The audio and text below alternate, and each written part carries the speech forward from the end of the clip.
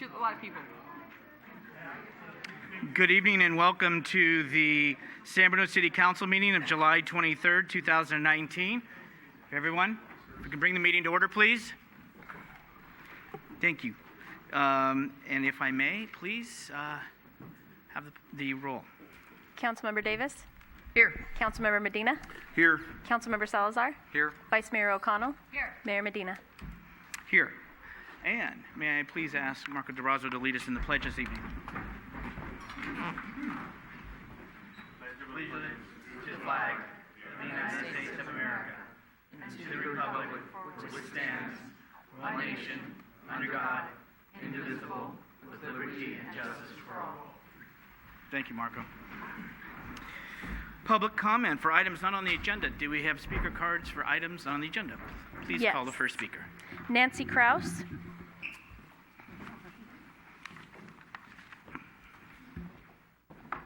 We have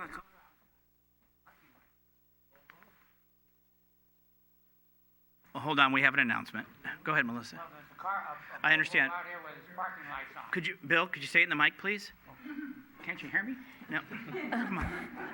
I just want to tell you there's a Volvo out in this parking lot out here, and it's got its parking lights are on. Thank you, Bill. It's a beautiful Volvo. It's got somebody in Gen. I don't know. Okay. Thank you. Nancy Kraus. Good evening, Mayor Medina and members of the council. In my capacity as providing services to San Bruno Park School District, I wanted to share with you a couple of announcements this evening. Effective July 1st, the district appointed an interim superintendent for this school year, Dr. Sharon Camberg, and there will be a meet and greet for the community to welcome Dr. Camberg on September 3rd here at the Senior Center from 6:30 to 8 p.m. And I want to thank the Community Services Department for the help they've provided with the arrangements for this.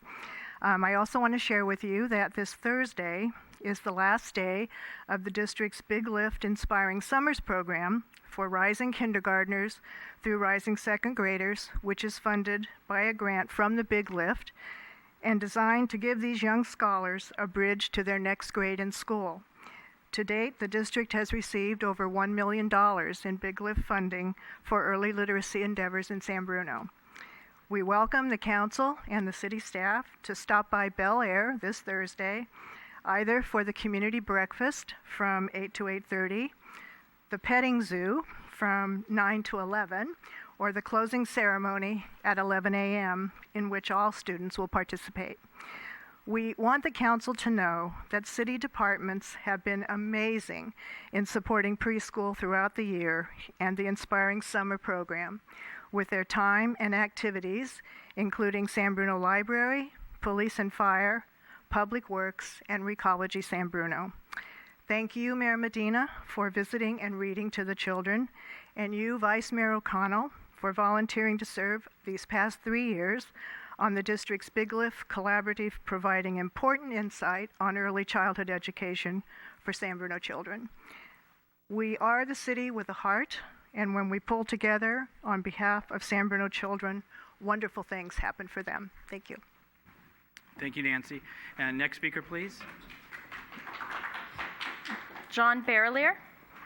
And then I just got informed that the lights on the podium are broken. So Melissa is keeping time. She'll give you 30 seconds. Hi, my name is John Barrelier. We're going to go the I've been looking way. for extra funds or funds that you may have overlooked so that we could have the possibility of hiring Kathy Schmidt as a leader down here, exercise leader.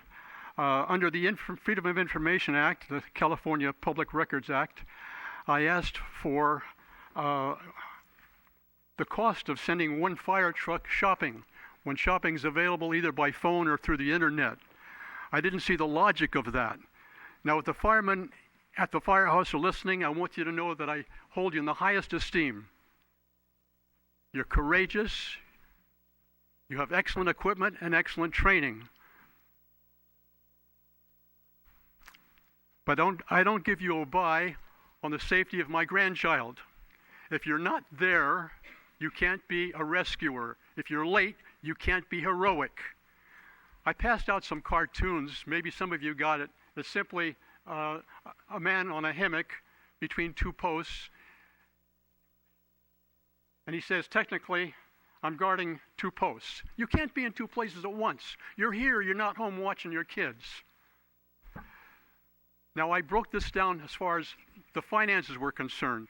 I allowed one truck, half-hour shopping, 3 men at $75 an hour, that's with benefits, for half an hour. I figured it cost $133.50 per trip. If you count the gas, I allowed $6 for gas and $15 for insurance. That's $48,727.50. Oh, but we have 2 firehouses and 2 trucks. That's $97,455.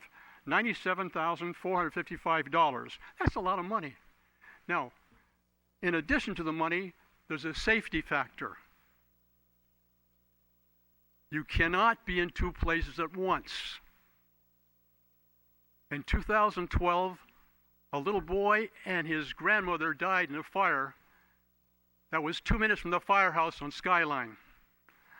At that time, I asked for the report, the fire report, under the same Freedom of Information Act. It is still not forthcoming. I asked for it again last week. I think it's important to address this. Thank you. Linda Freitas. And as Mrs. Freitas is coming up, Ms. Berler, you have brought up that before, and I attended the funeral of those 2 folks. And when we last talked about this, I'm sorry, I'm at a disadvantage. I have a terrible... I apologize. I didn't realize. I don't have to listen to you. I don't Okay. mean that way, but I can't hear you. No problem, sir. Okay. All I'm just saying is you brought that up before about the 2 that passed away, and I had gone to their funeral. And at that time, too, and I had also said, please let's have respect for those folks because you did it days after they were laid to rest. And you're bringing that back. And I want to be sensitive to the families and those that lose loved ones in this community. And I know and I appreciate you complimenting the fire department in the beginning. And I appreciate you making that clear. Thank you. Mrs. Freitas. Linda Freitas, Magnolia Avenue. Mayor Medina, council members, I wish to thank Councilman Marty Medina for the strength he showed by standing up for the future of our community. Thank you. I am saddened by the press displaying such bias on a project while not representing all of the true facts surrounding this project. Once again, as I have mentioned previously, we live 12 houses from the project and were never notified. We are also outside of the 600-foot expanded notice area. I'm aware they went 300 feet beyond the required area, but think for a minute.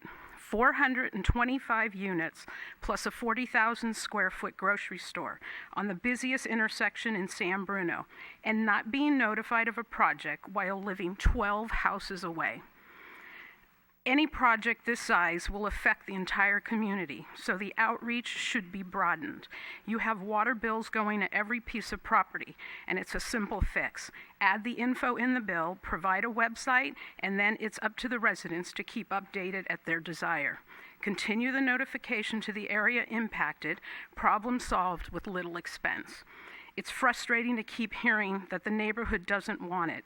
The majority of the people keep saying and have said from the time of our knowledge, which was very late in the process of the project, it just needs to be scaled down and reduce the traffic this will generate. So no, the developer did nothing to help solve this problem. And if you thought 8 to 16 units removed was a compromise, it was a joke. I cannot ever remember a project come before council the very first time from the Planning Commission that didn't go back for tweets, adjustments, etc. This was thought to be a rubber stamp, and now we're here. No one in this city has given a darn for the 15 to 20 years that we have lived with the blight from this property owner. And the city should be ashamed of themselves for not holding them to the laws that are on the books. So technically, you don't really care about us, and it's disheartening. That area has been a disgrace for years. There's laws on the books that could adjust that problem. But we tend to just keep going on to new problems and not fixing them 15 years ago. Because personally, I think this was in the works. And so the more blight that we looked at, the easier it would have been to sell this project. But Marty, from the bottom of our hearts, thank you, because it was a very disturbing evening up until the end. We went home and many people were in tears. We were ready to move out of a neighborhood that we raised our daughter in and lived in for 39 years, and my husband worked here for 34. I was an elected official in this city, worked in a neighboring municipality, and this is the treatment that we received. Nobody was even notified. If it wasn't for next door or our neighbors passing out flyers, we wouldn't even known this was coming. Thank you for your time. Thank you for your comments. Next speaker, please. Marsha Glassner. And Melissa, you're welcome to let the speaker know when they get to 30 seconds. Okay. So just so that they can be aware. Hi, thank you, Mayor and council members. The last couple of days, I've been surprised and disappointed to see that San Bruno appears to have become the victim of a smear attack focused on the Mills Park project. I hope that any council members or staff who are contacted regarding this are taking every opportunity to set the record straight, including especially the request for a continuance to reach agreement with which the developer rejected. I sincerely believe a continuance could have resulted in a different outcome. Thank you. Thank you for your comments. Next, please. Malcolm Robinson.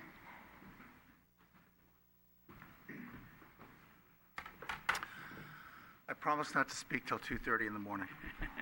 My name is Malcolm Robinson. I've lived in San Bruno 30 years now, and I've come to bring a petition to the City Council, City Manager, and the Rec Department. The finest place in San Bruno at 8:30 on any morning at this time of year is in the San Bruno Pool. The San Bruno Pool is open to weekday water aerobics users just 2 months of the year. This year, morning water aerobics ends August 18th.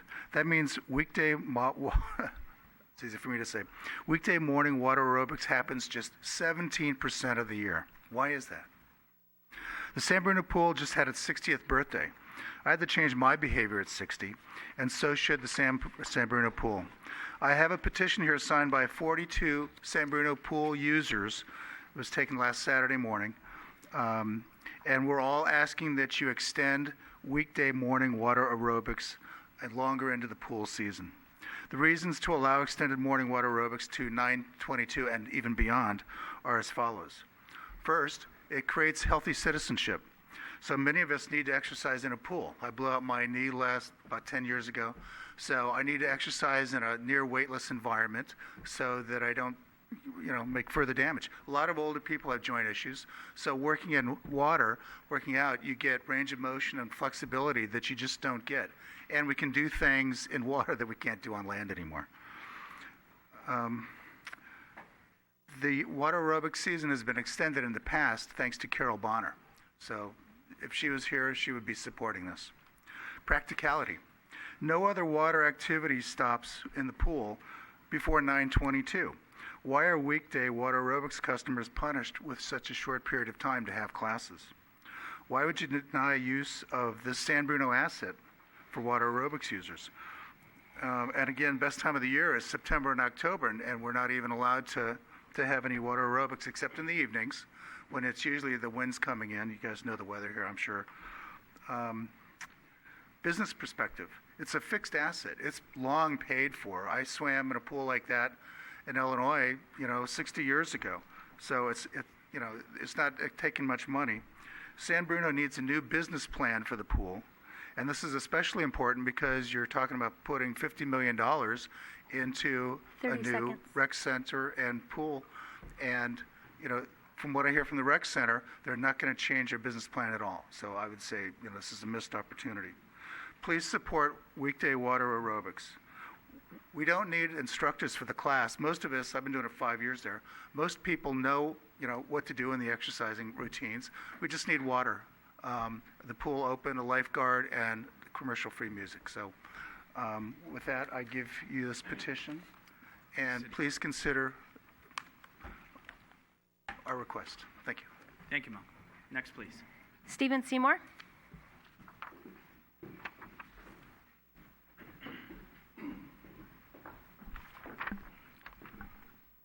Hello. Can you hear me? Okay. All right. Hello, Mayor Medina and City Council members. I'm here tonight because I was troubled that we were put in a position where we had where Mills Park failed. I and many others want to see that area developed, and we want to see the transit corridor developed. So I ask that you look at the public process and maybe see what can be done to tweak it.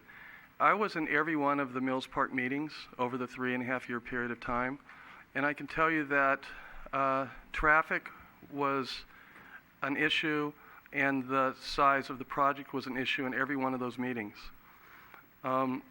Yet, in the beginning, the project was 330 units, and then later it became 425. I do know that they added a piece of property to the overall property, but still, the size was never really addressed, and the traffic issues. In the beginning, there wasn't a grocery store on the corner. You put a grocery store on the corner of the busiest intersection in San Bruno, and if I read the reports right, that grocery store tripled the car trips to and from that building.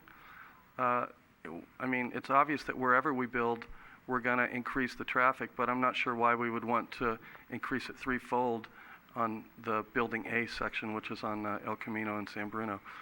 I know that every one of you wanted to see that project approved. That project would have brought a great deal of revenue to the city. We needed that project. I ask that you look at the way public meetings are done in the future so that we can work through these issues and we don't get to a meeting that lasts 7 hours and goes until 2:30 in the morning. And then in the end, we can't get the kind of concessions that the public and the neighbors would have seen as the kind of concessions that they would have been happy with. You heard Linda Freitas tonight. I mean, listening to Linda, her story is not unlike dozens of other people in the Mills Park area. And that's not the only place that we're going to develop. We're going to develop throughout San Bruno. There will be more meetings, more development. And I want to also thank Marty Medina because he listened. He listened to the public. It's a shame that we got to a place where we had to deny such a project that would have benefited our city. So please look at the way the process is done in the future so that we don't have, so that all of you, so that we know and we're comfortable when we get to that place where the council members cast votes that we're going to approve a project that will benefit us all. Thank you very much. Thank you, Stephen. Sandra Perez Vargas.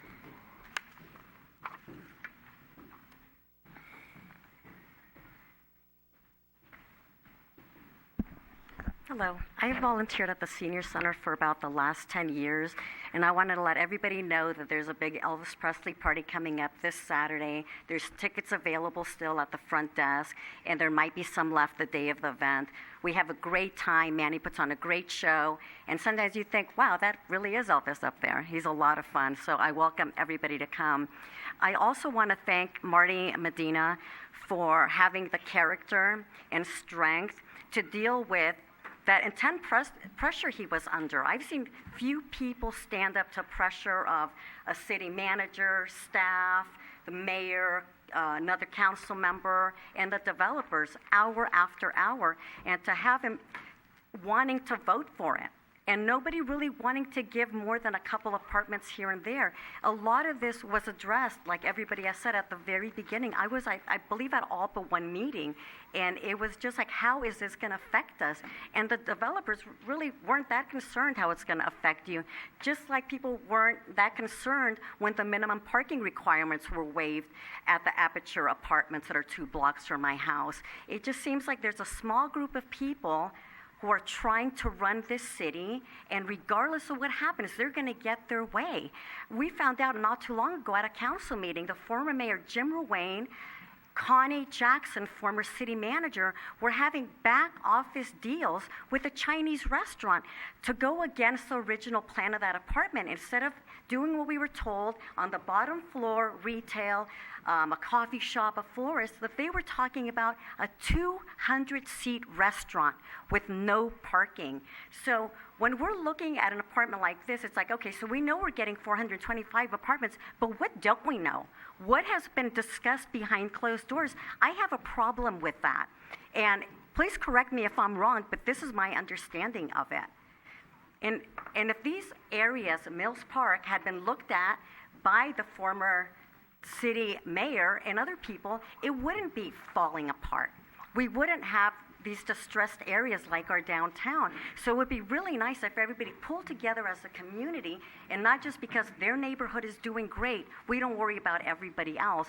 So thank you, Marty Medina, because you've walked up and down this town with me, and you've actually taken seriously our concerns. Thank you. Sandra, you said Saturday, but you didn't mention a time, I don't think. 7 to 10, I can't see and that you can far. get tickets in advance, $12, 15 at the door. It's going to have light snacks and a no-host bar. Thank And we you. have a great time. Thank you. Next speaker. Wynn Gregg.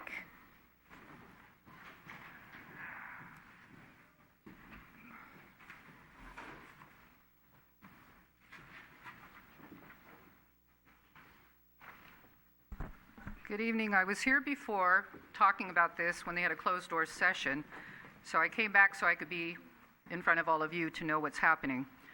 California made it legal to liquefy a dead body in 2017. None of us had the right to vote on this. Our state assembly, Assemblyman Mullins, this area, he decided, he and Jerry Hill, to be able to liquefy a dead body and pour it down the drain. And this is instead of regular cremations. Now, Dr. Wynn Parker wrote chloramine causes collateral health damage, and he said we should have the right to vote what goes in our food and our water. When they added the ammonia to the drinking water, we didn't get to vote on that, did we? But they knew with his article, because it was written from the Federal Registry, which Pat Martell from Daly City gave it to him when she was on the Boswell Water Board, and she was the head of the PUC. Anyway, she gave him that, and he wrote, chloramine causes collateral health damage, and they knew that it was going to cause kidney failure, it was going to increase all kinds of problems, liver failure, bladder problems, colon problems, cancer, and they put it in anyway. So now they're going to do something, and they're going to take a body and they're going to cook it in water and lye and cook it at 375 degrees and pour it down the drain. If Millbrae, who recycles their toilet water and pumps it into the aquifers, if they opened up an entrepreneur, opened up a water cremation, puts it in the ground, you drink well water. You'll be sucking it up and drinking it. So what we're doing is going to city councils and asking people not to allow water cremation businesses in your city. That would stop this dead in the tracks. I went to Congressman Swalwell's town hall meeting in Castro Valley, and I asked for a federal law against cannibalism. So we need a federal law to stop this, which would stop it in its tracks again. But most of all, if you want to go green and they don't want to bury people anymore, in Sweden, they freeze-dry dead bodies, crunch them into these coffee crystals, put them in an urn, stick them under a tree with their name on the tree. So if we can't do the coffin thing anymore, or do a fire cremation, I think it would be a lot better to freeze-dry somebody's dead body and put it under a tree with your name on it than to do this. And they passed this law without us knowing. And if people don't get off their butts, we're allowing it to happen. I'm asking you to call Mullins, your state assembly. I'm asking you to call Jerry Hill and ask him why they did this and not let the public know. This is the San Francisco Chronicle. It was in the Chronicle, the Sacramento Bee.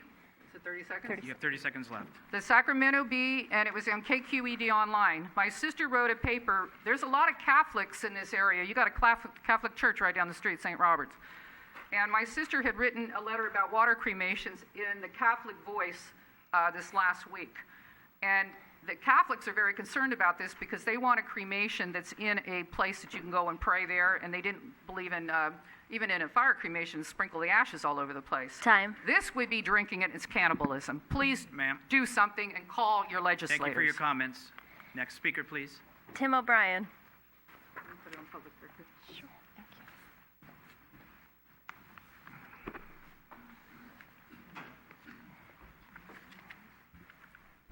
Good evening, Mayor, council members.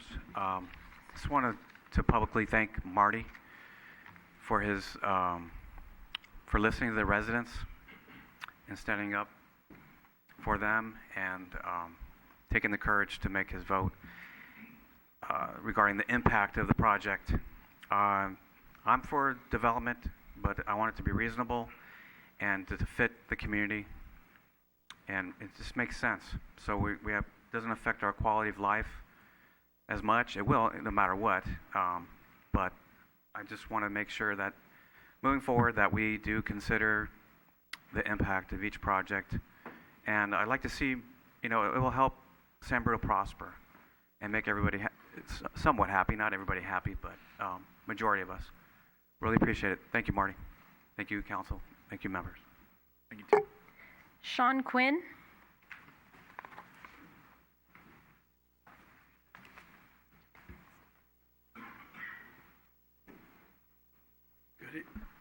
Good evening, council members. I'm here to support Stephen Seymour and Mrs. Freitas and Mr. O'Brien, to thank Marty Medina for casting his vote. I think we should work out a way to get a continuance going. I think the city desperately needs this project, but there's a lot of misconception out there.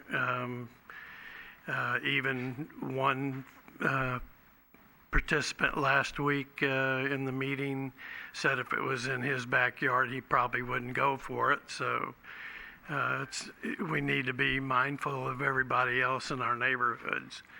Just because we live in an area that's not affected doesn't mean something shouldn't be done. There's in that Chronicle piece that came out, and there's a lot on next door, affordable housing, and we're missing our quotas on that. Affordable housing is very, very important. The state's mandated it, but the other thing is there is no fine from the state for not making your quotas as of now. There's no bite to it. They want everybody to have affordable housing, but they're not doing anything. So with that in mind, Redwood City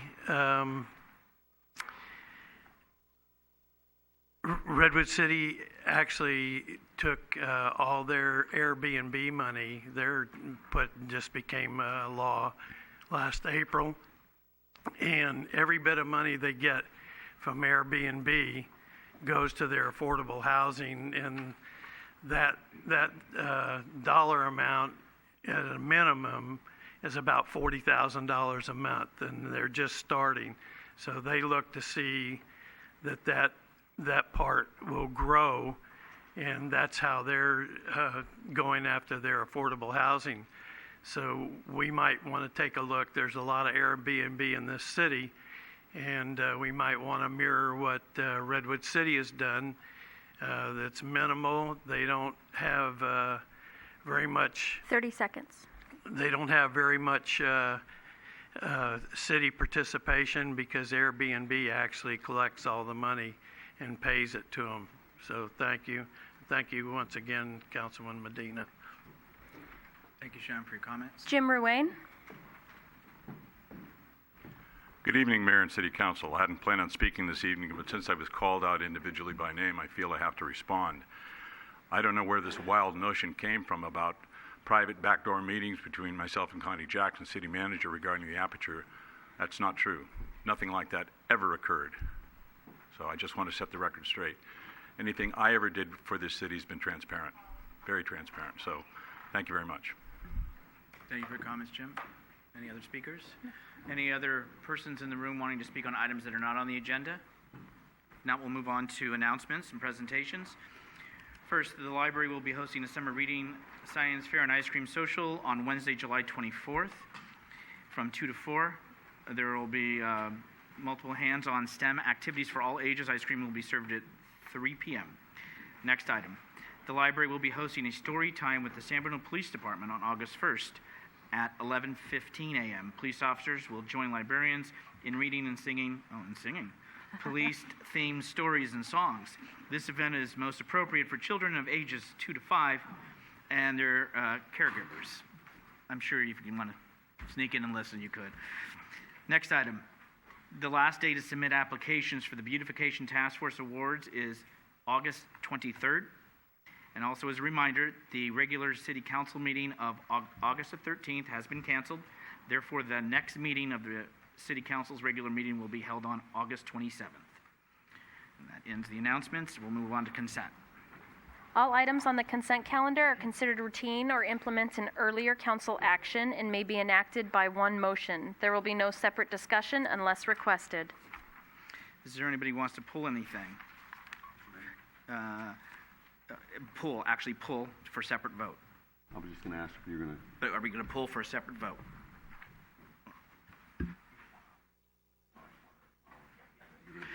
No.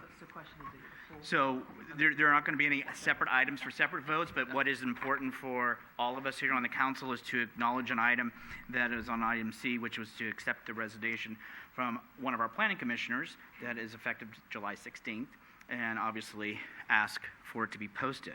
And Sophie has been on the Planning Commission for a few years. This is moving out of town, and we really appreciate her giving of her time to this community. And so all of us, I believe, on the council wish her well and her family and thank her for her service. With that, is there any action on consent? Move to approve. Second. Motion made and second. All those in favor say aye. Aye. Any opposed? 5-0. We'll go on to conduct of business, please. Item 6A, waive second reading and adopt by 2/3 vote of the City Council an ordinance adding Chapter 3.39 to the San Bruno Municipal Code imposing a transactions and use tax to be administered by the California Department of Tax and Fee Administration. All right. Good afternoon, Javon Grogan, City Manager. To the Mayor, members of the City Council, members of the public present here and at home. We're here tonight for the second reading, as the City Clerk said, to adopt by 2/3 vote of the San Bruno City Council an ordinance adding Chapter 3.39 to the city's municipal code to impose a transactions and use tax that would be on the November 19 ballot. So what I want to say before we launch into the presentation is what we're talking about tonight is one prong of a multi-pronged strategy that the city embarked on in 2018 to improve the city's fiscal sustainability. And the key word there is sustainability. We are stable. The city has healthy reserves. But we know with the challenges that we have each year with our budget, with our rising cost, with the fact that there are a lot of services that we're unable to provide, and there are a lot of services that residents are demanding that we've been unable to add on an ongoing basis. That every year when we do our budget, there leaves much on the table that's not done. And so the city embarked on a fiscal sustainability project that's looking at a whole range of options, a number of which have been implemented, some are ongoing, and some will begin shortly. The one we're here tonight to talk about is a potential transactions and use tax. And so in March of 2019, the City Council authorized city staff to commission a survey, and we hired Godby Research to survey potential voters to ask two questions, really. We wanted to gauge their interest in a potential local revenue measure to provide funds to the city of San Bruno that could not be taken away by the state of California or could not be diverted to the county. And we also wanted to gauge their satisfaction with the services that the city provides and gauge their priorities for additional services. And so we did that survey, and the results were not surprising. 64% of our residents actually value the services we provide. We have wonderful employees that work day in and day out to provide great services to this community. But what we heard from the residents is they want more. They want us to maintain their roads better. They want us to maintain the facilities better. And there was some frustration with, frankly, the lack of services that are not being provided. And so we asked about the viability of a half-cent sales tax measure in November 19 and November 20. And what we saw through there that's on the board is the residents overwhelmingly supported a half-cent sales tax measure that would bring in approximately $4 million a year. In November 19, it was approximately 68% of voters were either a definite yes or a probable yes. And in November 20, the initial results were nearly 70% were either a definite yes or a probable yes. And so that was a good sign that we should continue to progress with this strategy further. And what the City Council authorized staff to do was to do a little further analysis on the priorities that were identified in that survey. And so the initial priorities that were identified on that survey are listed on the screen, and I'll read them because they're important. The first one was increased pothole repair and other street hazard repair, essentially repair the potholes. The next one was increase ongoing street maintenance. That's our annual slurry sealing of all of our roadways. Maintain neighborhood police patrols, attract and maintain local businesses, maintain city parks and playgrounds, and another version of that, maintain and repair our park structures for our children and youth. And so this is what we heard in that initial March survey. And one of the other things that we've heard is, well, I pay so much taxes already. Where's my tax dollars going? And so the council will find this property tax breakdown familiar because we displayed it during our budget process. And we've displayed it over the last few months at a number of presentations. And I wanted to just walk through it because it's a really clear illustration that for every dollar that our residents pay in property tax, only 15% actually stays here locally for us to use in the city of San Bruno on maintaining streets, roads, neighborhood police patrols, all those things that we know that our residents value. And so a breakdown of the dollars is on the screen, but we have of $1, 27 cents goes to our local San Bruno Park School District, 26 cents goes to the county, 19 cents goes to the high school district, 15 cents goes to the city of San Bruno, 7 cents goes to the junior college district, another 4 cents to the county's educational tax, and the remaining 2% is divided out under to other agencies. The same general trend is true with sales tax. So most of our residents know that the sales tax here in San Bruno now is 9.25%. And so how much actually stays locally? Only 11 cents. 65% actually goes to the state of California for all of the services we receive from the state. 24% goes to the county and other districts, but again, only 11% stays locally. And this graph shows your typical $75 purchase and how that breaks down.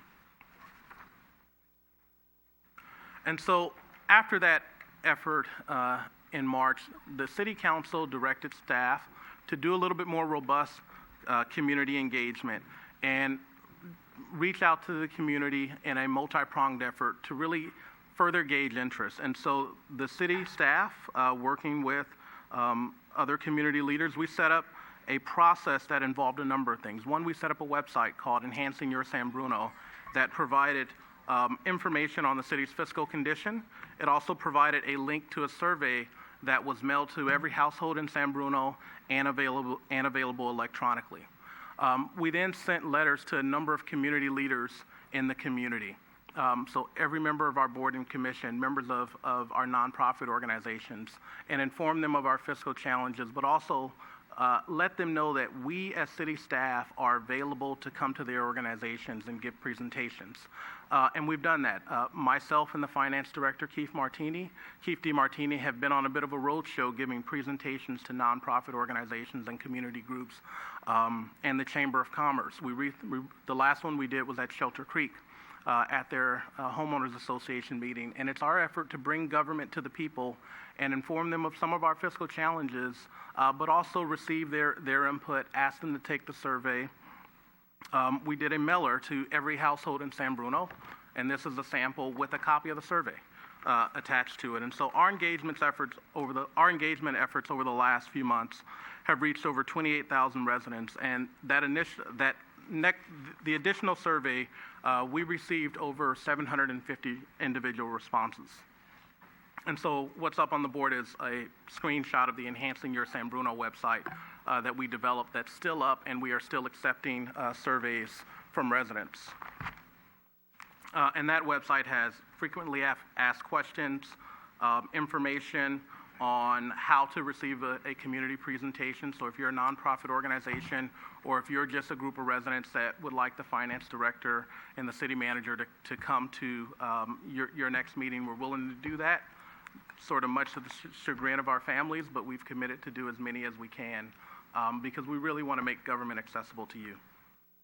And so some of you may be wondering if we read all of those responses, and the answer is absolutely yes. We read every single response that came in. And again, the survey effort that we did after the poll, we sent those to every household. They were available electronically. They were sent out on Nextdoor. And I just want to take a moment to read some of the responses that we received from our residents. And many of them will strike a familiar tone. This one was received, and the comment said, "I've lived on San Luis for over 30 years, and the street has never been paved. Chapman Way hasn't been paved in over 20 years." All of these items are important, and so we ask residents to rank all of the priorities in order, and all of them are important. Euclid Ave needs repair really, really bad. Repaving my street, Sycamore Ave, it's a disgrace. We appreciate and thank the City of San Bruno for the actions on all of the above. Kudos to you. Please increase regular street trimming on city streets. I hope the city will clean and make improvements in Crestmore Canyon. Our road hasn't been repaved for over 30 years. This is a big concern because we have many potholes and unpaved areas. Many children live on the street. Please look into this and find solutions. And so what we know is that most of our roads haven't been repaved in over 30 years. And so in many of those community conversations, the question is why? Why haven't our roads been repaved in over 30 years? The answer is we do as much as we can with the resources that we have every year. We run a very large organization, and sadly, our pavement condition index is some of the worst in the county. And we do apply for and receive grants. Unfortunately, grants are typically received for arterial and collector streets, but paving the street out in front of your house really requires local dollars. And so that is our biggest challenge in getting to all of the residential streets. Is we unfortunately just don't have the resources to do that. And so we know that that's what our residents want. We know that that's what they demand. And so one of the things we want to do is to continue to find ways to develop resources. And so we're in the middle of this multi-pronged effort that has the city tightening our budgetary expenditures, and council experienced that during our budgetary process. And we held a number of our expenditures as low as possible. We also did not improve enhancements, some of which were very much needed. But you know what the council said? Absolutely not. We need to live within our means and directed staff to come back. We've worked on a number of other operational issues. San Bruno Cable is another one where we essentially, through renegotiating a lot of contracts, stop the bleeding, and that division is on its way to covering its costs for the first time in quite some time. And so we are making a number of efforts, but one of the prongs that we're here to talk about tonight is a potential revenue measure for the November 19 ballot. And so this slide that's up here just shows just another representation of the community feedback that we received.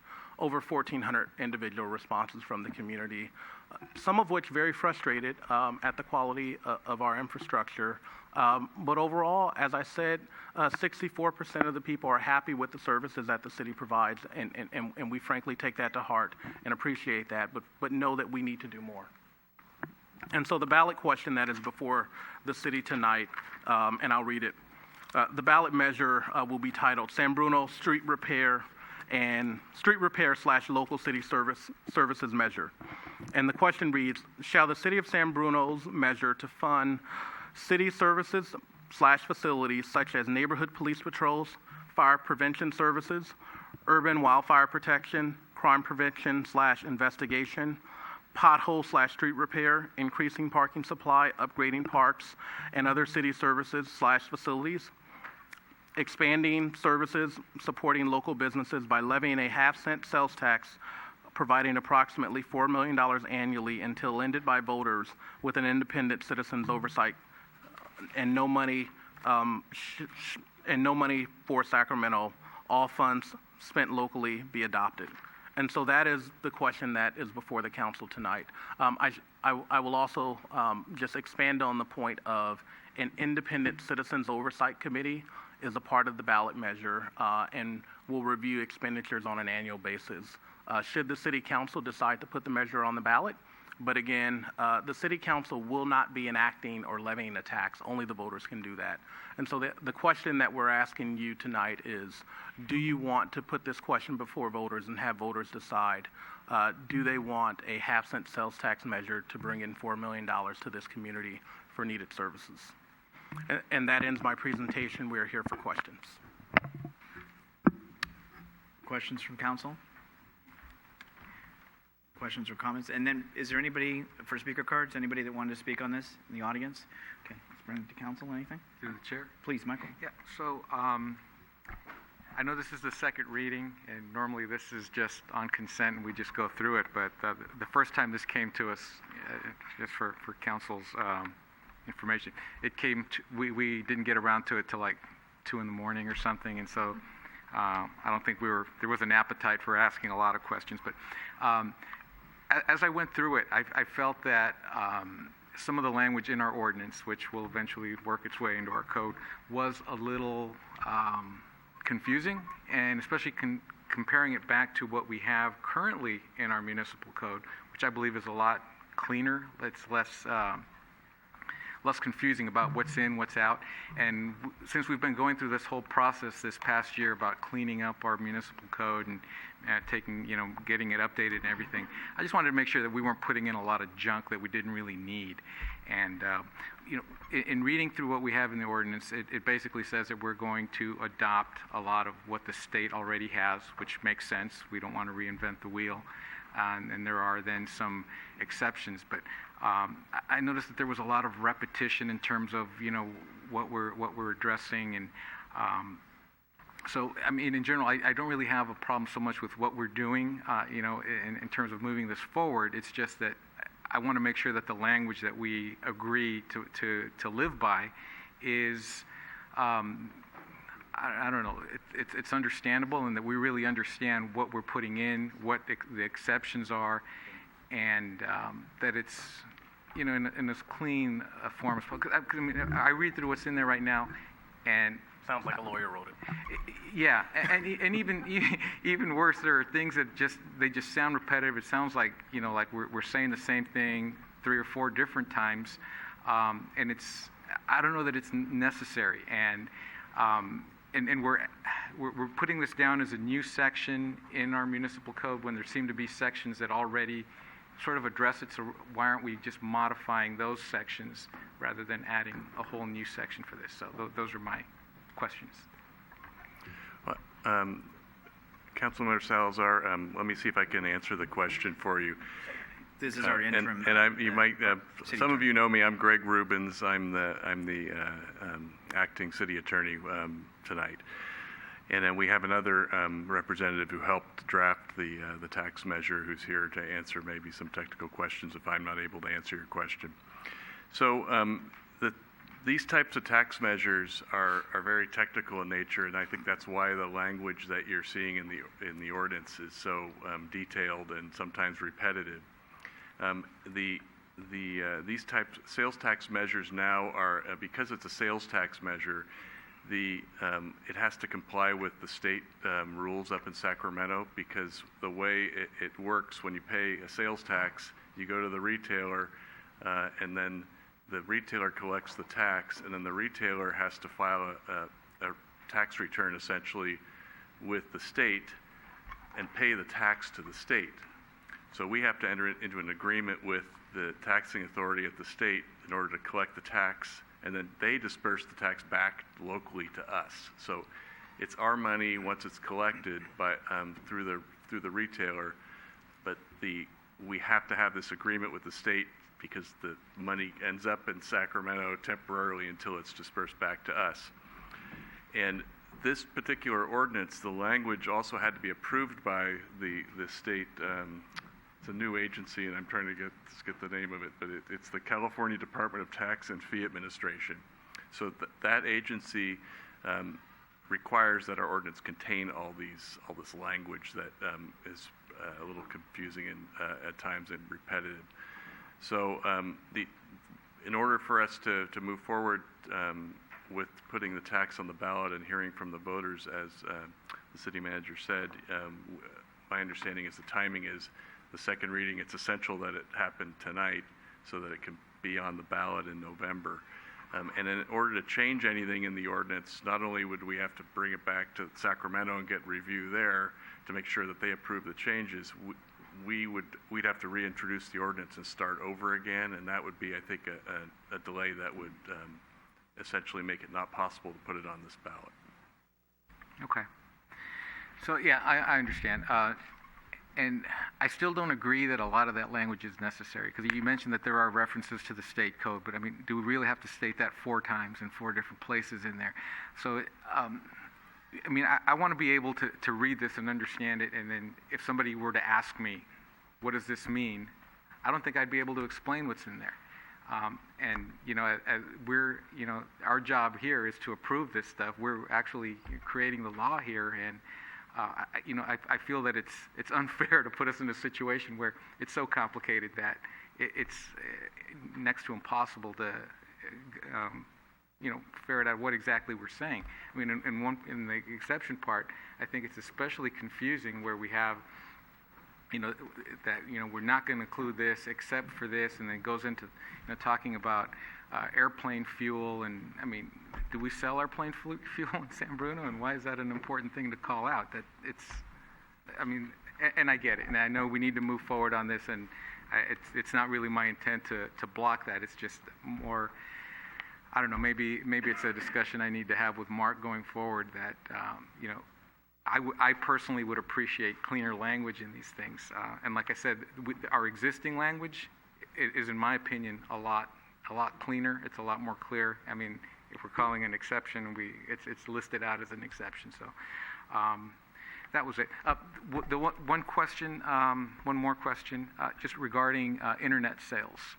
So it's not called out specifically either in our code or in the state code, but I'm assuming that our half cent would also apply to internet sales.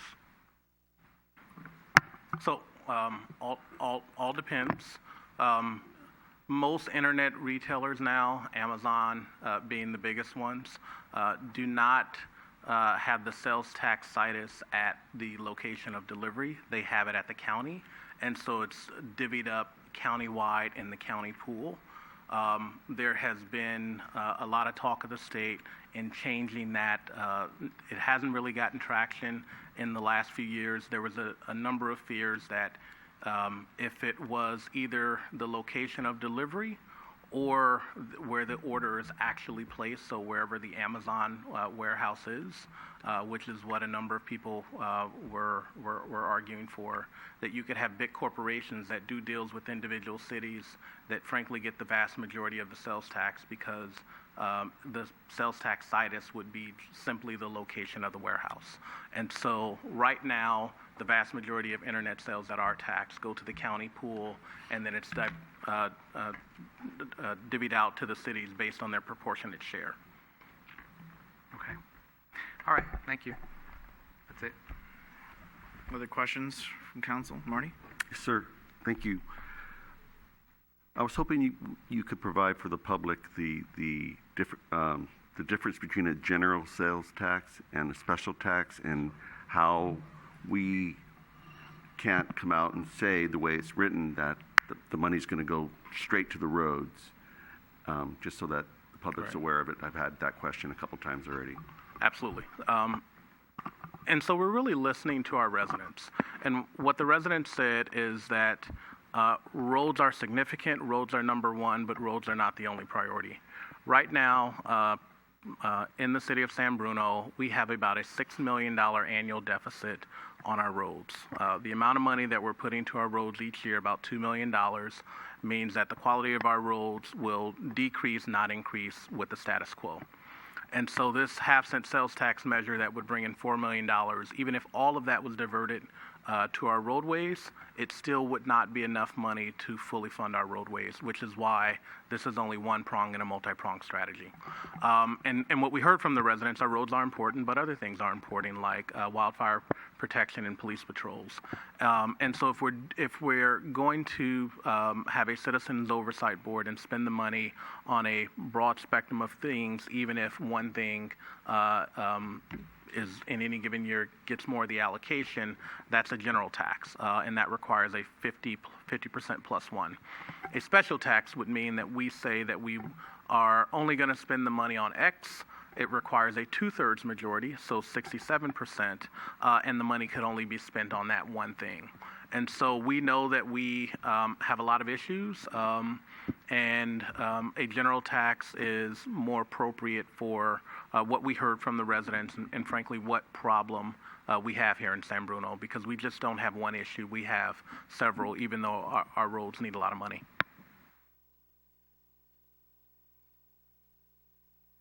Laura? Through the chair, I think I was eating lunch one day when I was reading the Daily Journal, and there was an article about the city of Burlingame surplus of $3 to $4 million, and I almost choked, thinking, God, wouldn't that be amazing if that was the budget we got to balance? And that's not the same situation in San Bruno. And in the presentation, there's an estimated of $4 million to go towards the general fund to address roads and other things. So I guess my concern is, and thank you for reading some of the comments, because we hear that as well, and I hear that from residents myself.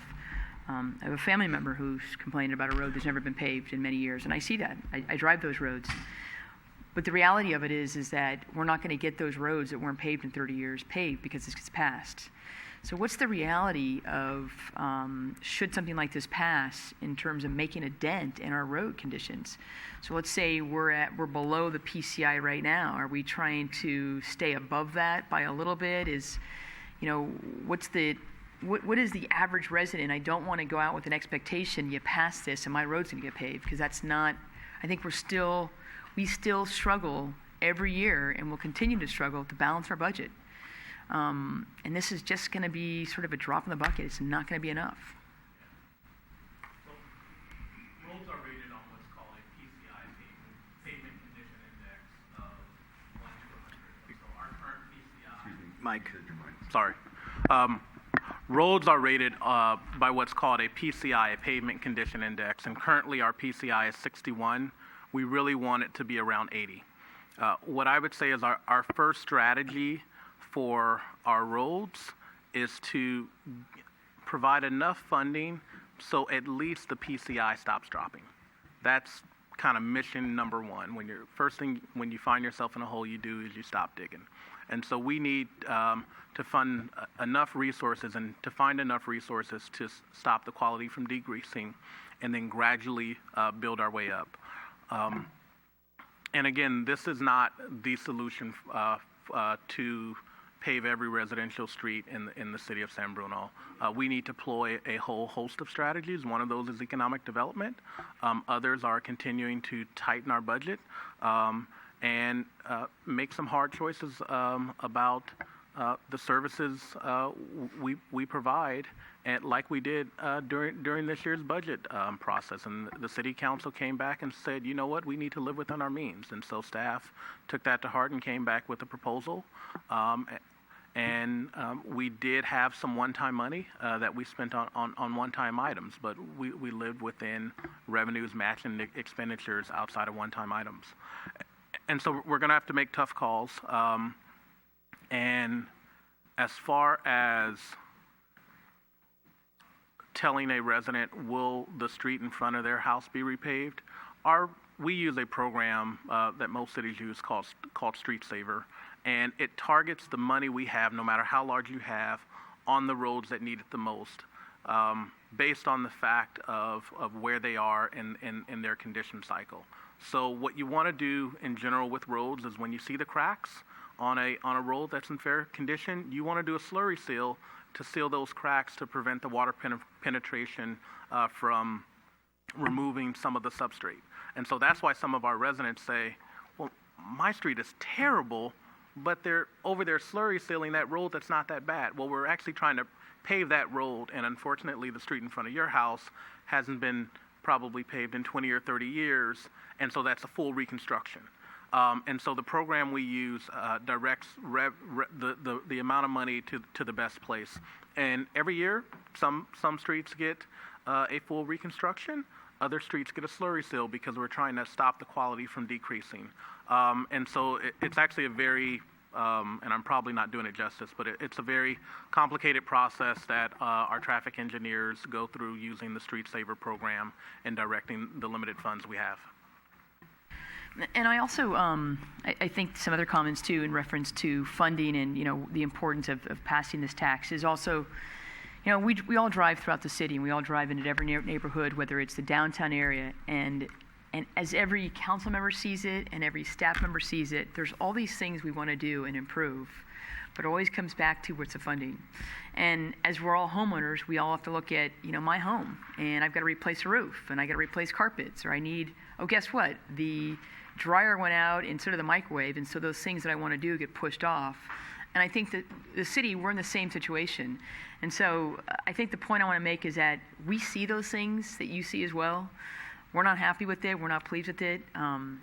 We know that the city and the staff does a lot of hard work in picking up garbage and reporting on ordinance issues, but there's only so many staff members, and we're really at a very limited in terms of getting that job done. So every little bit that will help to be able to support basic services. And at the end of the day, most important, and what we always want to make sure is that we have an adequate police and fire department.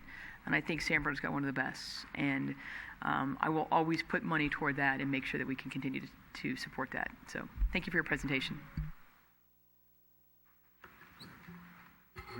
I just wanted to comment on a couple things. One, Michael, the reason for the language is it wasn't just our city attorneys, it was the attorneys in Sacramento as well. So you get 3 or 4 attorneys working on something, it comes out the way it did. Yeah, you need an attorney to read it, and you need one to interpret it, and then 2 of them won't agree anyway. So that's all right. But the bottom line is this will supply San Bruno with close to $4 million a year that we desperately need. We needed it last year, we needed it the year before, we needed it before that. What's shocking to me, and I hope it all made an impact to you, so for every dollar that you pay in your property tax, and I know some of us have been here for a long, long time, and our property taxes are pretty minimum, and some of us, a friend of mine's daughter just bought a house here, it was over $1 million. Her property taxes are $10,000 a year. Only 15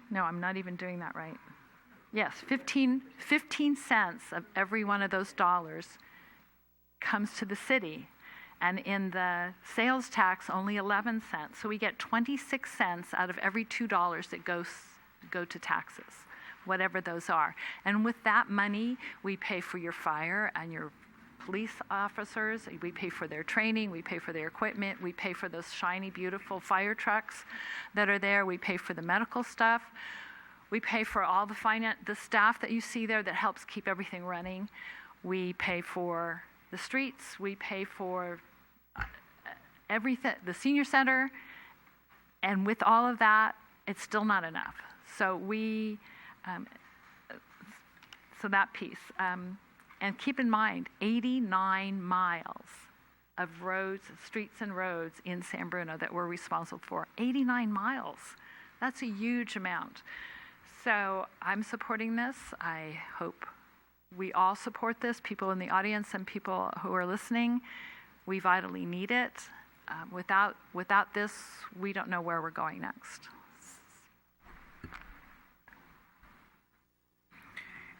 Just for myself, I am going to support this. It is something, too, what is important is just, as we said, we're ending the last budget, and we'll see how we did. We're entering in this budget balanced, as we asked, council asked to go back. We also have taken steps to go back and do things as the manager and the finance director have said, which is to audit, whether that means the hotels for the TOT tax, that means the business license tax.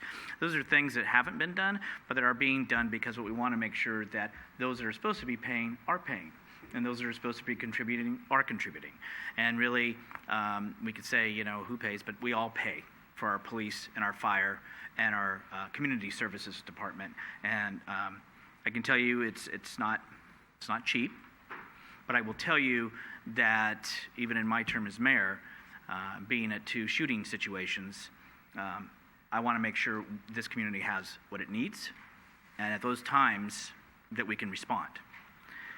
I also know that in all reality, our PCI got a little uptick, and that was because some monies that got sent back to us for staff time during the aftermath of the PG&E explosion.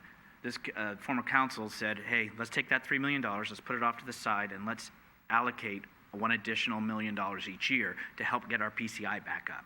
This council took that action to do that, and that helped kind of keep us going, but obviously that only lasts so long.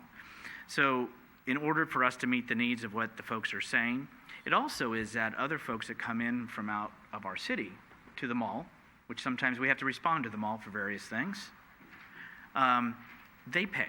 And they're using our sidewalks, our roads, they're driving in our town, they're utilizing our public safety personnel when they have emergencies, which is fine, but also that helps make them contribute to this community that they visit, as I have to do or you have to do when you go to another community that has also passed that sales tax. So I think for those reasons, this is something that I know we voted on it last time, but obviously it's our second opportunity to come forward on this and finalize it if we wish and have it go on the ballot. So are there any other questions or comments? Yeah, Michael. I have one. So if the ballot measure were to fail, this ordinance would stay on the books, but it would have basically no merit? I think the Councilmember Salazar, the ordinance, if it doesn't pass, it's not codified in your municipal code. It just wouldn't be there. Why would you ask a question if it failed? I'm just saying. I mean, our job here is to basically pass this ordinance, and then it's in the hands of the voters. Oh, it is. If my understanding, if it doesn't pass, then it's not there. It's null and void. Yep. Okay. Any other questions or comments? Okay.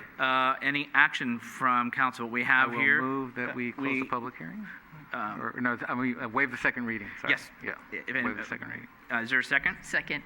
Motion made and seconded to waive the second reading. All those in favor say aye. Aye. Any opposed? 5-0. And then if somebody would like to, I'm sorry. Yes. I think that this calls for a roll call vote. On the waiving? No, on the adoption. Yes. Okay, you're getting to that. We're going to go there next. Okay. Okay. Excuse me. I'm just making sure. No. Got to keep us. Make sure we're doing it right. Now we want to go ahead and see if there's to adopt the ordinance, which will require a 2/3 vote of the council. Is there anybody who wants to introduce that? I will make a motion to introduce the ordinance. I'll second. Councilmember Davis. Aye. Councilmember Medina. Aye. Councilmember Salazar. Aye. Vice Mayor O'Connell. Aye. Mayor Medina. Aye. Motion carries. Thank you. And let's move on to the next item. Item B, please. Item 6B, adopt resolution approving appointments to the San Bruno Community Foundation Board of Directors. City Manager. Good afternoon, Council. Item that is before you tonight is to consider the appointment of 3 members to the San Bruno Community Foundation. As you know, the San Bruno Community Foundation was set up from monies from $70 million that was received from PG&E from the settlement with regard to the Crestmore explosion. And so we currently have 3 board members from the foundation whose seats expire on December 31st, 2019. And so what's before you is to appoint 3 members to 4-year terms that will begin January 1, 2020 and end on December 31st, 2023. In addition, another action is before you. One of the expiring board terms was held by Dr. Regina Stanbeck Stroud, the president of Skyline College. With her retirement from Skyline College, her seat is currently vacant. And so what's being asked of you is to appoint 3 members to the 4-year term, but also consider appointing one of those 3 members to begin immediately to serve the term that is being expired by Dr. Regina Stanback Stroud. And so one question you may be considering that if you do that, will that prevent one of the 3 from serving 2 consecutive terms, which is allowed under the bylaws? The answer is no. You have to serve more than half of the expiring term for that to count as a full term.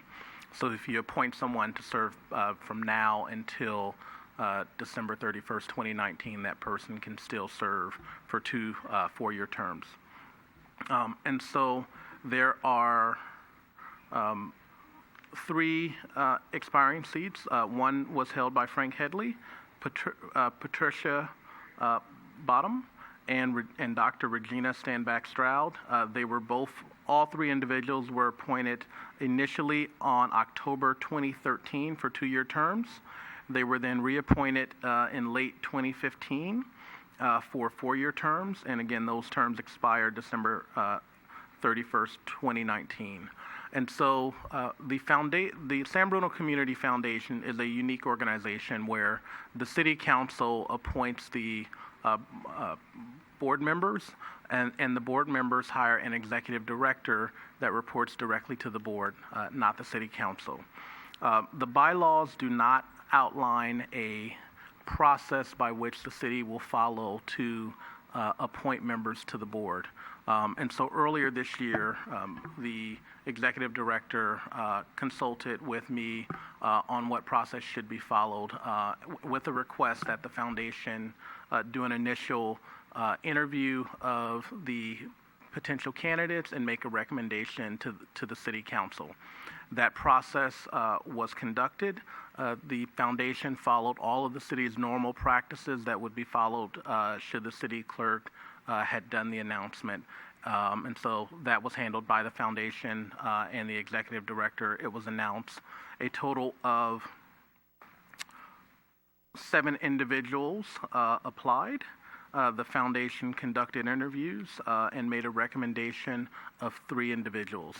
At this point, I will ask Frank Headley from the foundation to come up and talk a little bit about their process and the 3 people that they are recommending that be appointed to the 4-year term.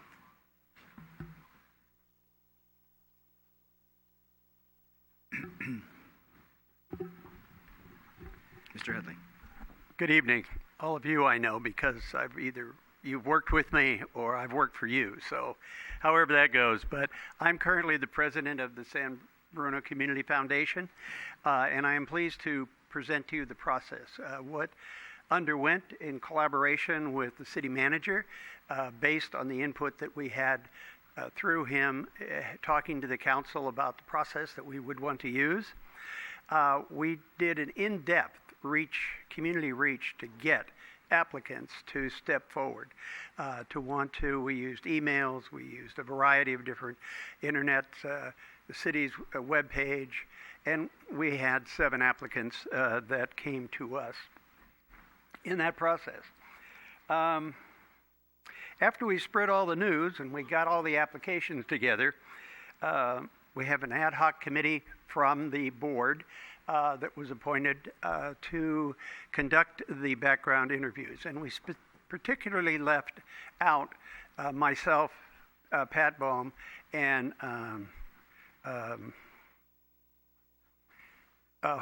Dr. Regina Stanback Stroud, and wanted to have people who would be actively continuing on the board to work with coming up with interviewing and recommending to the full board recommendations to fill those vacancies that we gave to you. The committee considered, in the context of the entire board, the skills, experience, education, qualities, and other qualifications that it identified as needs on the board based on the foundation's current programs, finances, other activities, and stage of organizational development. What they were particularly looking for was what's the extent of the individual's civic engagement, San Bruno engagement, commitments to the San Bruno Community Foundation's mission, professional, volunteer, personal experience and expertise, interpersonal skills and ability to cultivate relationships and convene, facilitate and build consensus among diverse individuals, and for the ability to meet the time commitment required of board members. The committee considered the assets also of what board members had to offer and what we would be losing when the 3 board members were termed out.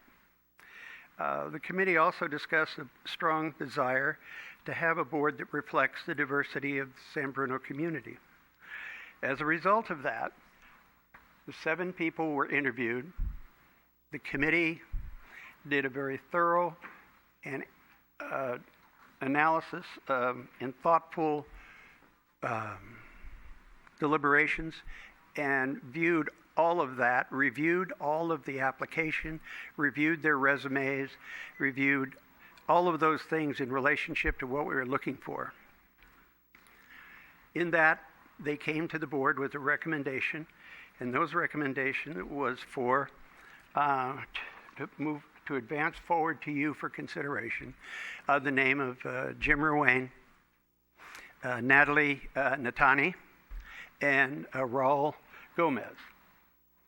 The remaining applicants were all well-qualified individuals. There wasn't one of those to which you might not look forward to the opportunity to have them serve on the board in the future. And in the future, there will be that opportunity because as the next couple of years go by, there'll be more opportunities to replace people on the board. And it was not a simple decision. It was a very thorough and thoughtful analysis, trying to meet the standards that we had set when we asked the committee to convene an interview. With that, that's how we got through the process. It was not an easy process. It was very time-consuming, very laborious on the analysis. And I think in the final, we have presented to you a recommendation representing what we feel most meets the future needs over the next several years for the board. Okay. So the item that's before council is to adopt a resolution approving the appointments to the San Bruno Community Foundation and select one of the appointees to serve the remainder of the current open term from now until December 31st. There are 2 alternatives. The City Council can decide to select other candidates to designate for the appointment based on the existing applications, or the City Council can direct staff to engage in a different evaluation process to select applicants for the board. And so that would likely be a process where the council would conduct additional interviews. Thank you. We do have a speaker's card, so we can. Terry Chavez.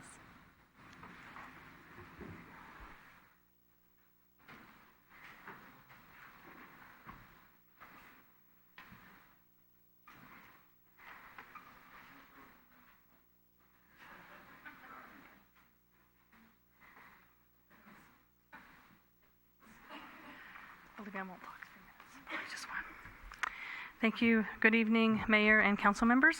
My name is Terry Chavez. On a sidebar note, I want to thank Nancy Krause for mentioning the wonderful work of our school board. And I've had the pleasure of meeting with the new superintendent, Dr. Sharon Camberg, and I hope that everyone can attend the meet and greet on September 3rd. Regarding this action item, I just wanted to make a comment, although you've done a great job of answering my questions before I came up here. So many of them are already answered. Let me review this real quickly. Local community involvement.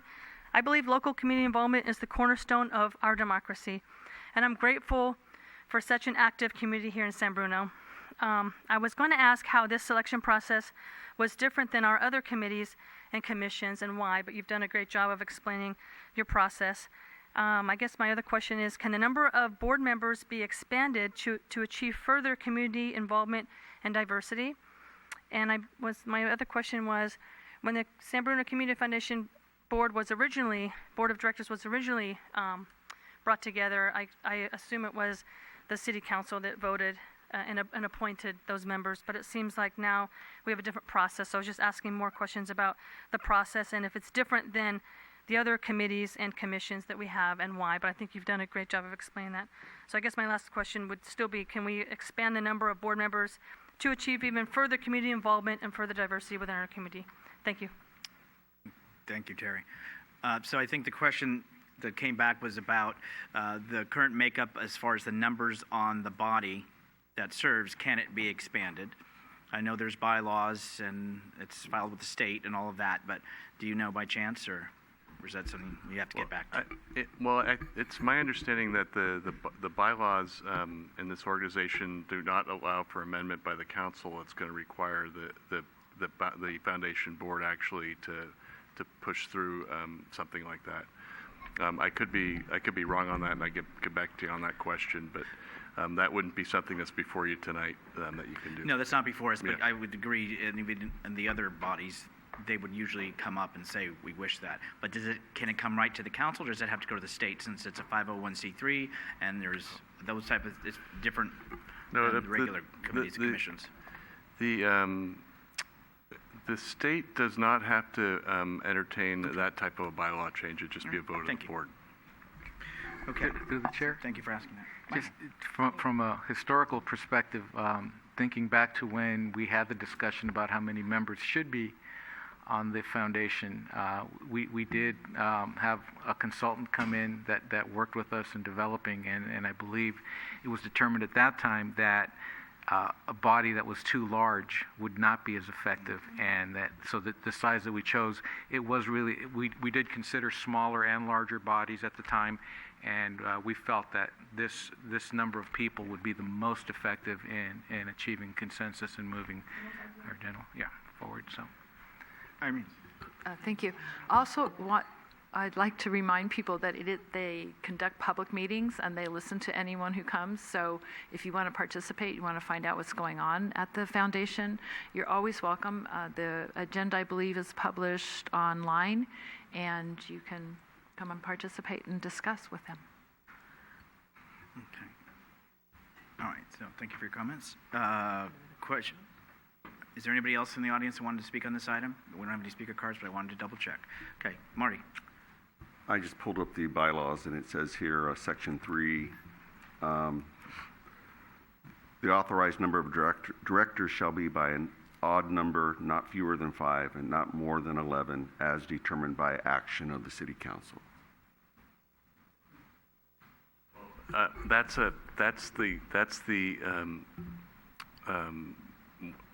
If I'm hearing that correctly, that's the process you're undertaking tonight to appoint new members. It's not the number. It's not the number that the bylaws contain. It's the action that you're taking that you appoint. And I could try to pull that up on a device here to see if you'd like some further interpretation while you further discuss that. No, I think what the council member might be just saying, that there was a provision within there, what he read was to say no fewer than 5, no greater than 11, must be odd. And I think what council member Salazar was indicating is we had somebody that came in and said, you start getting 10, 11 people, or it has to be odd, 11 people. And when I was way back when on a committee, crime prevention committee with Carolyn Livingood and Mike Kaiser, and we had, I think, 14 members, 13 members, and we were there late. Not as late as the council meeting on July 9th, but we were there late. So, but anyway, so yes, before us is about the appointments to fill the board with the expired terms, and then fill Dr. Strauss's position. So, any other questions or comments on the appointments that are before us from the board? From the foundation, sorry. Usually it's not the council. Let's see if I can find the bylaws here. To the chair. So I just wanted to say thank you, Frank Headley, for your presentation. I appreciate that. I myself feel that it's really the best interest of the council to support the recommendation of the foundation. I think you know best in terms of the team of people that you have and what you need. I'm looking at some of the candidates, and I think they're probably all well qualified. In fact, it's probably a very difficult decision actually to choose from one to another. But I think an important point that was made that I think is really important, and that is that every candidate comes with a certain skill set, knowledge, and experience, and it's about picking those people with those right or certain skill sets to make that team to fill a hole. And so, one member might be just as qualified as another, but they come with a certain skill set that the other might have. So I appreciate the presentation, and I support the recommendations. Irene? I have a procedural question. It says here that we're supposed to decide who fills the extra 6 months. Dr. Strauss, yes. Okay. Is there anything that precludes us from having the board itself decide, or the people who are volunteering? Some people may not be ready, may not be able to do the extra 6 months. I mean, Sure. I'm not sure that your responsibility can be delegated to the board. Okay. But the foundation did check with each of the 3 members that they're recommending, and each of the 3 are willing to serve immediately if need be. Okay, great. Thank you. Just one quick comment, just that I know going back to the very beginning, one of the things that I felt very strongly about was that the foundation should be independent of the council. And so I commend staff and the foundation members on developing a process that I think was true to that philosophy, and I definitely support the process you went through. I think it was effective. I also wanted to take the opportunity to thank the outgoing members for their service. Although you're not done yet, I just wanted to take the opportunity to say, I definitely appreciate everyone who stepped up at that time. It was and still is a very emotional part of the healing process that we were going through after the explosion and fire. But just wanted to take that opportunity to thank you, and I definitely support the process, and I think you've chosen some excellent candidates. So that's all. Marty?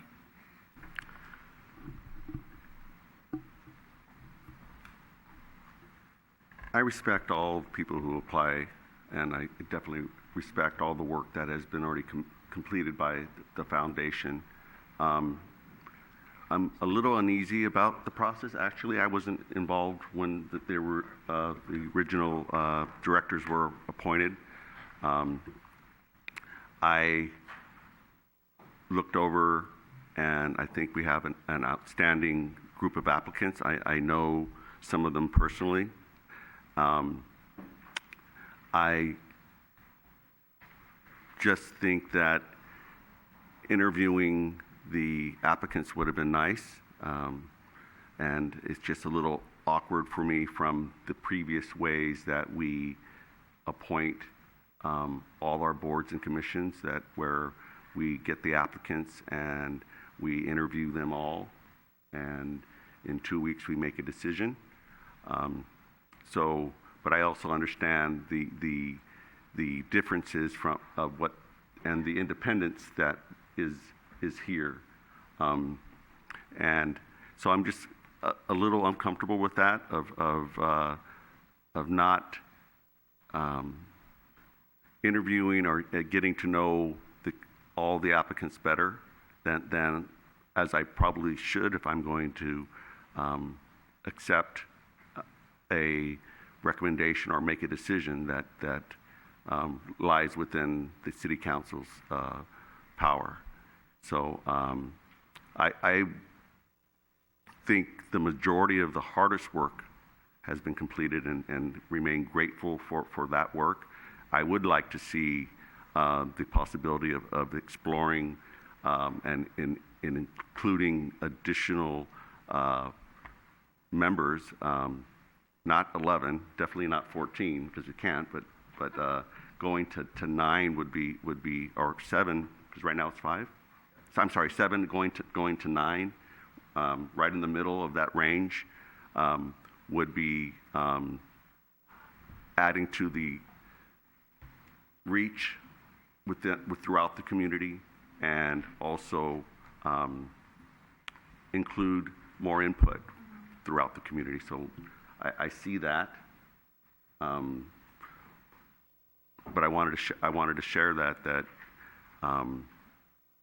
I just have some unease with this at this point. Through the chair. Yes. Can I ask a question to Frank Headley? And you can maybe come to the mic. So it's one of the same comments we say at a lot of the boards and commissions, and when the candidates don't get appointed to the position, they're all open meetings and you can attend. So what kind of attendance are you getting from the public at your monthly meetings? Well, there are more people here tonight than except when we award the scholarships and we give out money.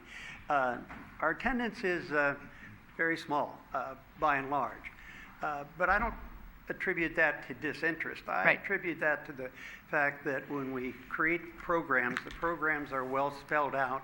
The programs come from all of the public input that we've received during our processes. And I think that the processes that the board has used to arrive at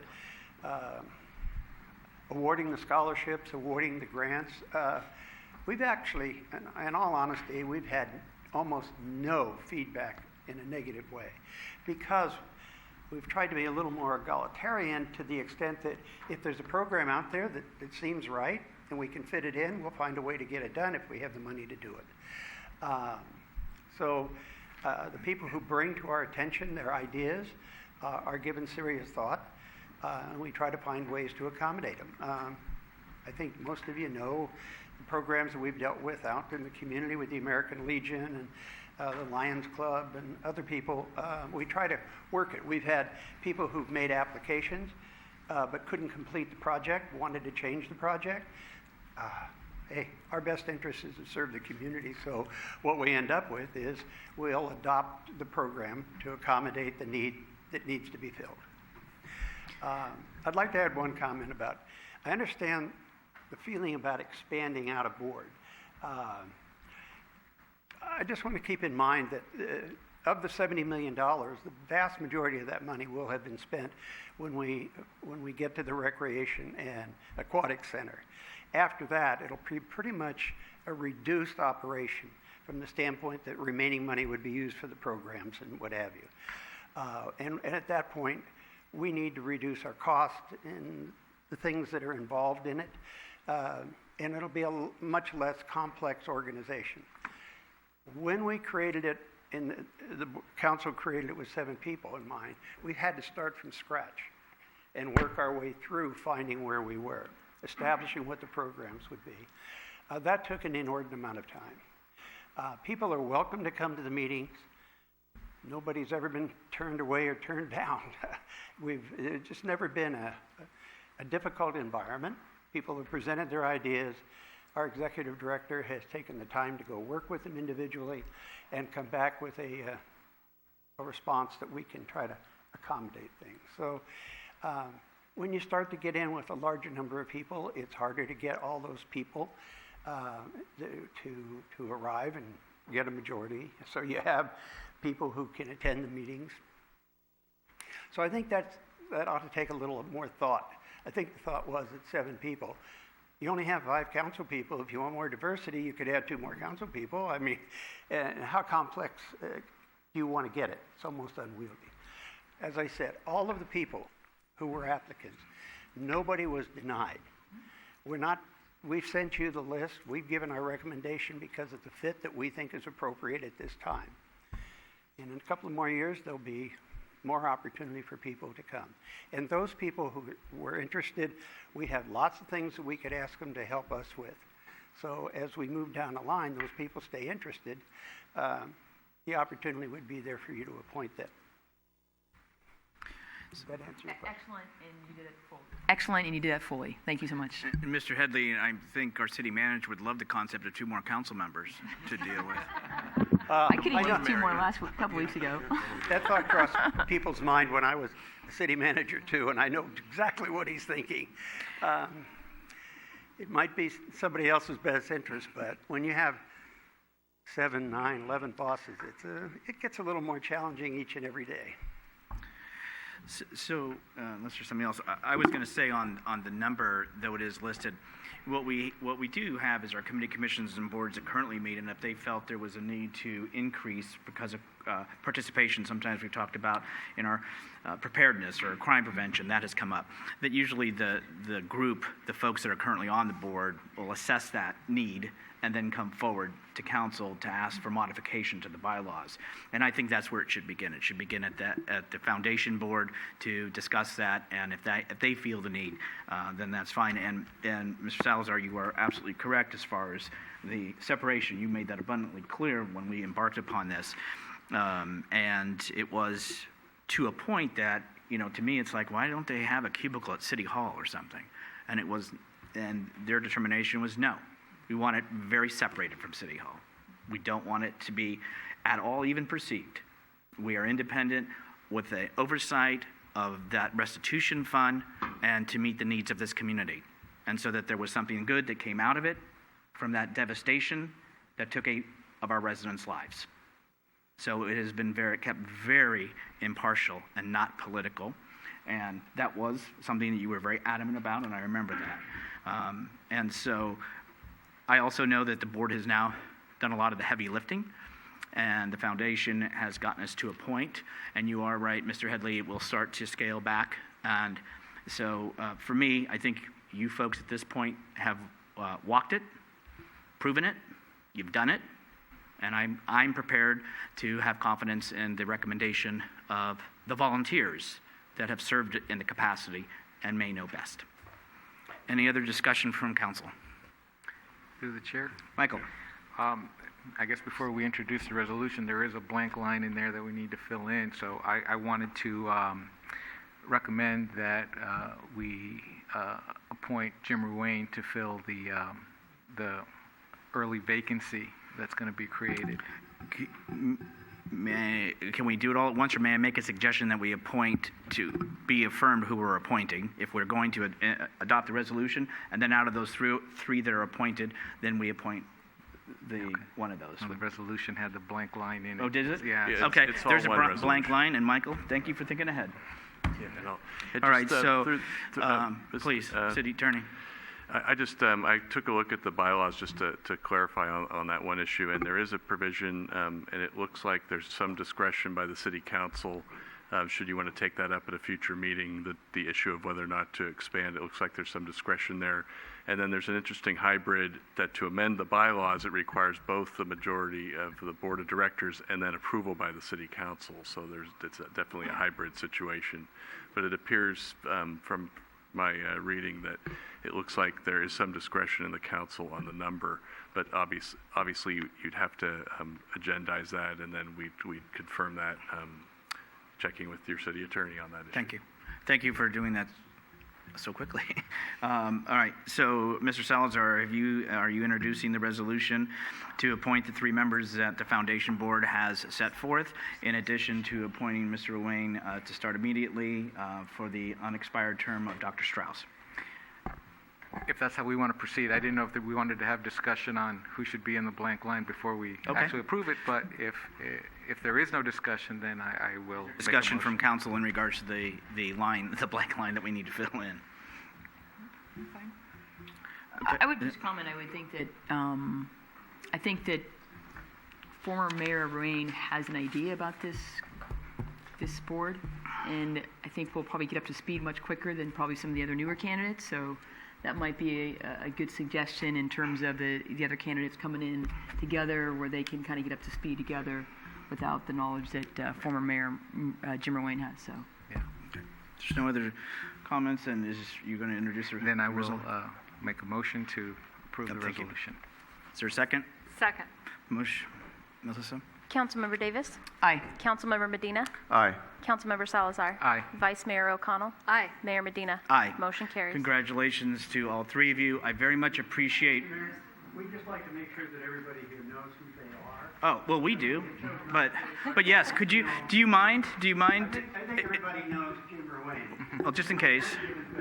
Can we come to the podium? So No, let's go ahead. Well, I take it here. Anyhow, the other new board members will be Raul Gomez and Melissa Natani.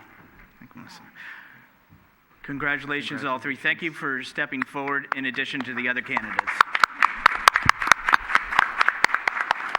And according to what you already have done, thank you for that. And what you're about to do, thank you for that as well. Okay, if not on that topic, let's go to comments from council members. No, Marty? Yes, sir. Sir. So this is prepared remarks. It's been an interesting few weeks. The Mills Park project was an incredibly difficult item. The project was unique, not only in size and location, but because my understanding, state law changing increased the recusal requirements from 500 to 1,000 feet, which resulted in 2 council members having to recuse in this decision, which, according to state law, requires a 3-0 vote to approve this project. Furthermore, the recusal limited the interaction and normal discussions that council members could have if there was no recusals. We're allowed to talk to one other council member for any project without violating the Brown Act. Looking towards the future, I suggest that the Transit Corridor Plan development projects have the following requirements. I understand staff is working on the first one, which is to increase the notification requirements for projects. Secondly, I believe that architectural scaled models of the project with the surrounding area should be provided so the community understands how this really fits in the community. I believe that there should be a city-maintained project webpage with the list of frequently asked questions to allow residents updated project information, because quite often the information that was provided by the public, it seems like a lot of times the answer was already provided somewhere, and it should have been somewhere that the public could easily find.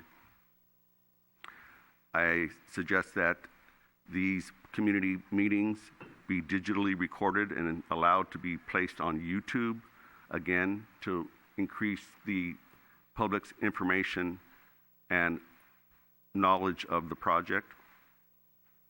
And last but not least, we need to provide some process to assure a development project decision doesn't occur like it did last time. Early in the morning, everybody's exhausted, and perhaps there's a way that the meetings could be broken up into a couple parts. So I have received numerous emails, as anybody could imagine, phone calls about the project. The overwhelming majority of them have been respectful, and I'd like to thank everybody for that. Yesterday, 2 radio spots and a news article reported on the project.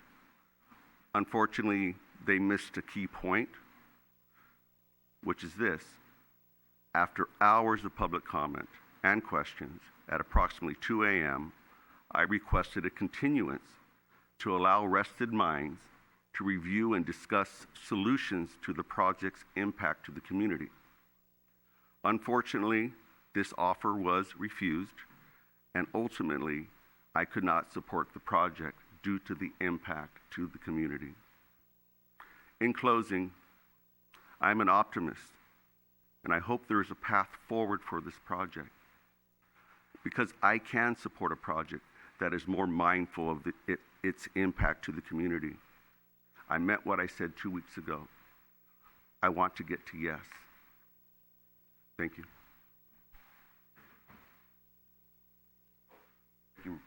Thank you, Mayor. Unfortunately, the pancake breakfast is canceled for this month, and it will return next month. It's been extremely successful lately, and I'm sure we'll be able to meet the demand that's increasing here. So at the American Legion breakfast. Thank you. Thank you. Laura. I'm just going to make some comments about 2 weeks ago as well, and I'm going to keep it short and simple. I don't make my decisions lightly. I spend a lot of time researching, asking questions, reaching out to all aspects of residents, whether it's developers, other communities, other cities. And I was truly disappointed on the vote because it is something that's important for San Bruno for a lot of reasons. I live up on Hawthorne, and well before I ever ran for city council, I was well aware of the project and started attending meetings. So I'm sort of shocked that people didn't know about it, that lived short distance away from the project. It's been out there. I know that all employees within the city knew about it, and so I know that former employees knew about it as well. The information's on the website.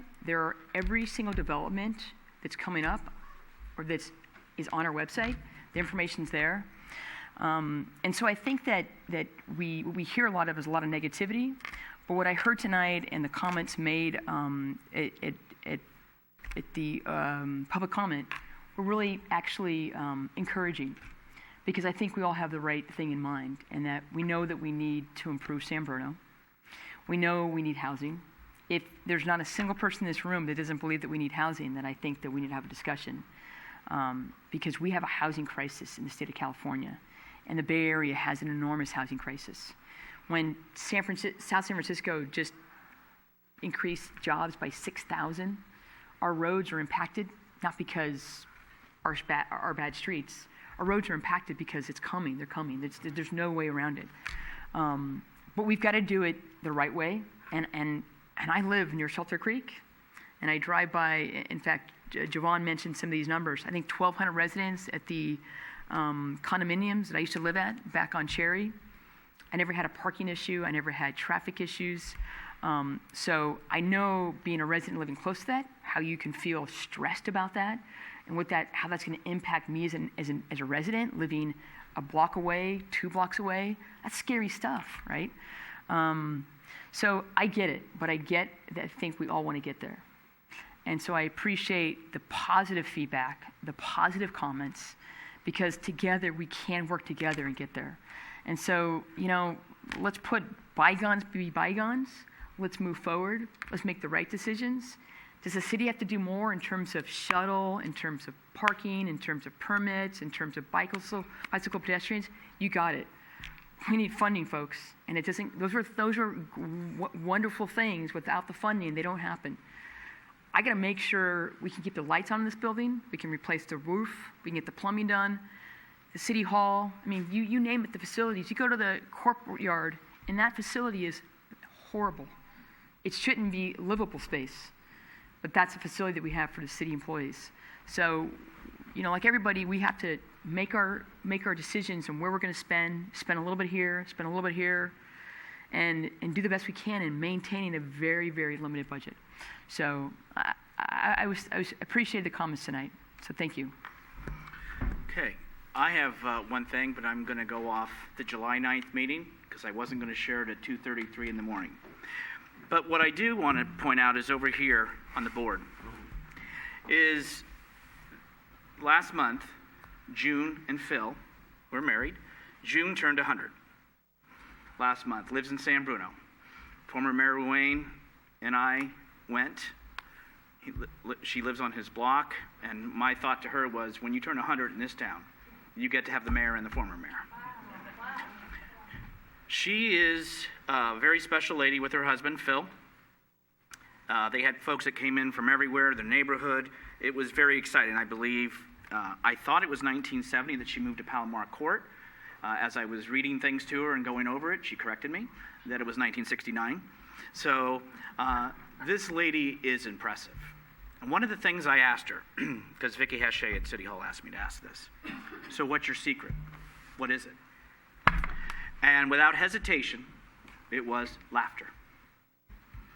that I try to do things that have made me happy and have made me laugh along the way.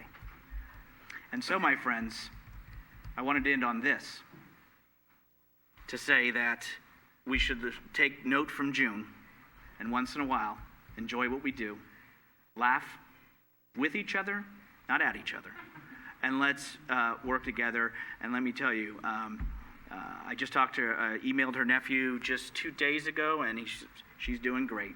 And I'll tell you, she's impressive, and she's sharp. So, with that, that's one of those fun things that I can look back and say, as mayor, I've now met 2 people that have turned 100 in our community, and they're special moments with all their family and friends. So without nothing else, we will go ahead and adjourn this meeting to the next regular city council meeting of August 27th at 7 o'clock here at the Senior Center. Meeting adjourned.